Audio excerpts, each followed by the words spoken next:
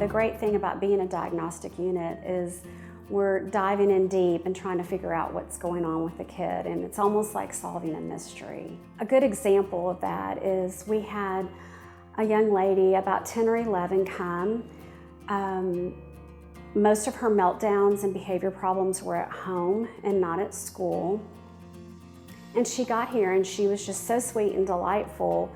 But when you read about what was going on home, you're like, what's going on with this girl? Academically, she was doing pretty well. She was in special classes for some help with reading. And for occupational therapy, I started doing some more ocular motor testing, visual perceptual testing, looking at her through a developmental lens.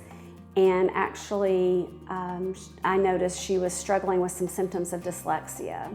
And we were able to do some additional testing and was able to refer her to a developmental optometrist in Hot Springs. Based on what I had learned about her on the unit, I could make an appropriate referral for her. And she ended up getting glasses with prisms and some adaptations that are specific for kids with dyslexia. And I got a letter later from the optometrist saying that she had moved out of special ed classes and was reading at grade level, and her behaviors improved.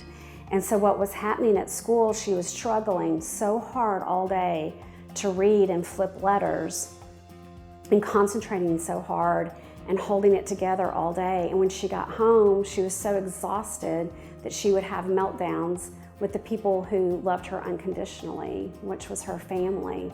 So once we found the source of why she was so exhausted and having meltdowns, which was related to academic struggles, then her behaviors improved. And we also heard later from her mother that her behaviors had all just turned around at home because she wasn't having to get so frustrated and straining so hard at school to learn.